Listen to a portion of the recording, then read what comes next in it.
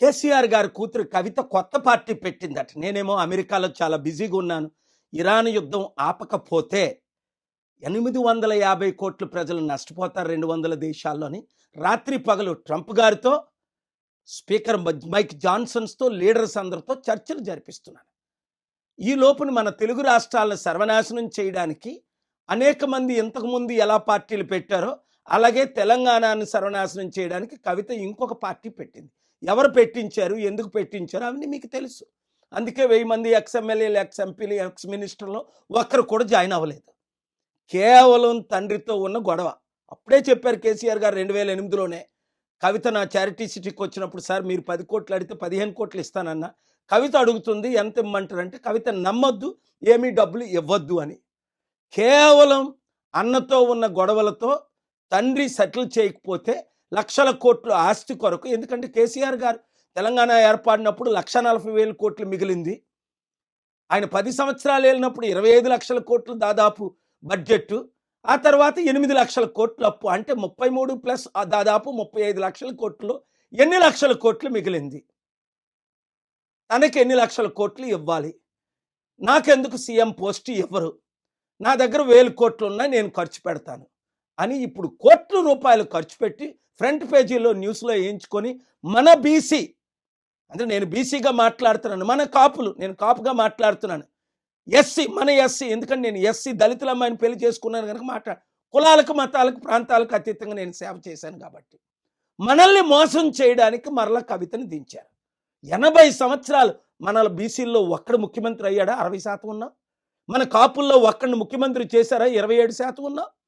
మన దళితులు కానీ, ఎస్టీలు కానీ, ముస్లింలు కానీ, క్రిస్టియన్స్ని కానీ ఒక్కరిని 5 సంవత్సరాలు ముఖ్యమంత్రి చేశారా? ఇప్పుడున్న పార్టీలు 12 మంది రెడ్లు అయ్యారే.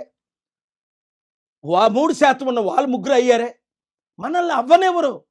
వాళ్ళదే దోచుకోవడం, దాచుకోవడం, ఖర్చు పెట్టడం. అందుకే కవిత 1000 కోట్లు దోచుకున్నది, 1000 కోట్లు దాచుకున్నది, లక్షల కోట్లు సంపాదించడానికి తండ్రితో ఫైట్ చేసి, శర్మిల ఏ విధంగా అన్నతో జగన్తో ఫైట్ చేసి, అప్పుడే చెప్పాను శర్మిల పార్టీ ఫైట్ కొరకే, సక్సెస్ అవ్వదు, క్లోజ్ అయిపోద్ది. పవన్ కళ్యాణ్ టీడీపీ బీజేపీలో కలిసిపోతాడు.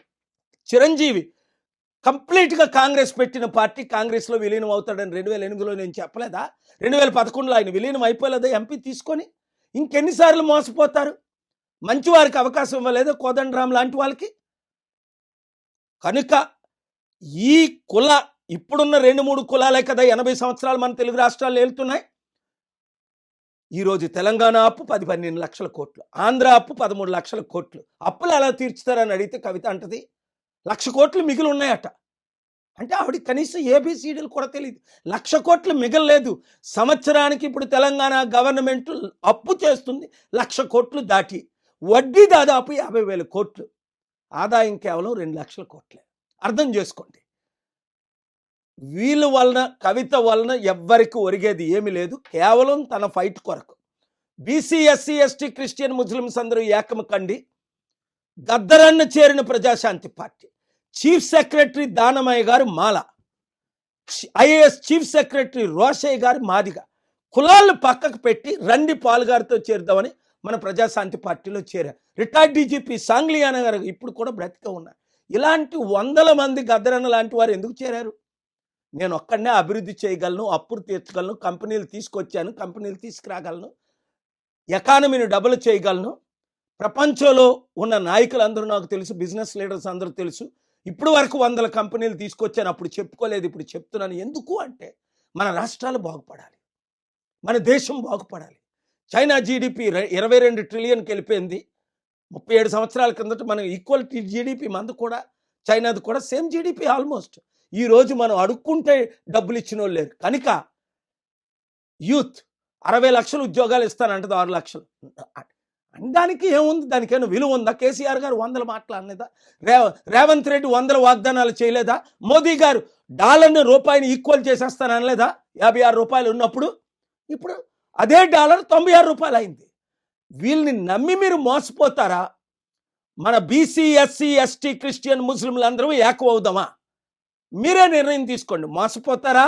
మరొక 80 సంవత్సరాలు మోసాన్ని ఆపి వచ్చే 2-3 సంవత్సరాలు అందరము ఏకమయ్యి ఎక్స్ ఎమ్మెల్యేలు, ఎక్స్ మినిస్టర్లు, ఎక్స్ ఐఏఎస్లు, రిటైర్డ్ ప్రొఫెసర్స్, డాక్టర్స్, ఇంజనీర్, ముఖ్యంగా యూత్ జాబులు నేను ఒక్కడనే తేగలను, అప్పులు నేను ఒక్కడనే తీర్చగలను, అభివృద్ధి నేను ఒక్కడనే చేయగలను. అందుకే ఈరోజు ట్రంప్ మొదలుకొని ప్రపంచ నాయకులందరూ నా సలహాలు తీసుకుంటున్నారు, నాతో కూర్చుంటున్నారు, నాతో సమయం గడుపుతున్నారు. ఎందుకు? ప్రాబ్లమ్స్ అందరికీ తెలుసు, కానీ ఎవరు సాల్వ్ చేయగలరు? చేయలేరు. చేయగలిగారా? రోజు రోజు 2 తెలుగు రాష్ట్రాల అప్పు 25 లక్షల కోట్లు అయిపోయింది. దేశం అప్పు 100 లక్షల కోట్లు అయిపోయి ఎవరైనా తీర్చగలిగారా? మరి తెలుసుండి మీరు మోసపోతారు ఎందుకు? మరలా ఈ అవినీతి కుటుంబ కుల అవినీతి కుట్ర పాలకుల్ని ఎందుకు మీరు మళ్ళీ సపోర్ట్ చేస్తారు? ఎస్, వాళ్ళు మీడియాకు ₹1 ఇచ్చి ఫ్రంట్ పేజ్లో వస్తారు. అది వద్దు. మనకి మార్పు రావాలి. ఆ మార్పు మనమే తేవాలి. ఆ అభివృద్ధి మనమే చేయాలి. మనం అందరం కలిసి పోరాడాలి. ప్రజాశాంతి పార్టీ, అవినీతి లేని పార్టీ, అందరినీ అభివృద్ధి చేసే పార్టీ. మీరు నేను కలిసి చేద్దాం. 2028, 29 ఎలక్షన్లో సంపూర్ణ మెజారిటీతో 2 తెలుగు రాష్ట్రాల్లో గెలుద్దాం. అభివృద్ధి అంటే చేసి నేను చూపిస్తాను. మీరందరూ 7569441275 గ్రూపులు పెట్టి ఒక్కొక్కరు 100 మందిని 1000 మందిని చేర్చి ఈ ఇరాన్ యుద్ధం సాల్వ్ అవగానే నేను మరలా వస్తాను. కాబట్టి కలిసి పనిచేద్దాం, అభివృద్ధి చేద్దాం. We can do anything. Share this video with everybody. Media మిత్రులారా, అందరికీ ఈ వీడియో షేర్ చేసి రాష్ట్రాలను కాపాడండి. దేవుడు మిమ్మల్ని దీవించుగాక.